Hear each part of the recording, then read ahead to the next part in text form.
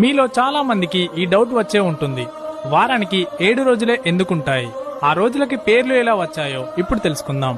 సనాతన ధర్మంలో నవగ్రహాల కదలికను బట్టి పంచాంగం చెప్పారు. ఇది వేదాల్లో ఒక భాగంగా ఉంది. సూర్యుడు, చంద్రుడు, బుధుడు, కుజుడు, గురుడు, శుక్రుడు, శని, రాహువు, కేతువు వీటిని నవగ్రహాలుగా భావిస్తున్నారు. పంచాంగం ప్రకారం భూమి గ్రహం కాదు, సూర్యుడు, చంద్రుడిని గ్రహాలుగా భావించారు. రాహువు మరియు కేతువు ఛాయాగ్రహాలు, ఇవి కనబడవు.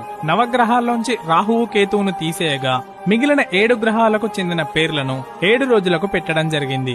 సూర్యుడి మరొక పేరైన ఆదిత్యుడి పేరుని ఆదివారానికి, చంద్రుడి మరొక పేరైన సోముడి పేరుని సోమవారానికి, అంగారకుడి మరొక పేరైన మంగళగ్రహం పేరుని మంగళవారానికి, బుధగ్రహం పేరుని బుధవారానికి, గురుగ్రహం పేరుని గురువారానికి, శుక్రగ్రహం పేరుని శుక్రవారానికి, శనిగ్రహం పేరుని శనివారానికి, ఇలా 7 గ్రహాల పేర్లను 7 రోజులకి పెట్టడం జరిగింది. ఆ తర్వాత మనల్ని చూసి ప్రపంచ దేశాలన్నీ ఇదే విధానాన్ని పాటించాయి.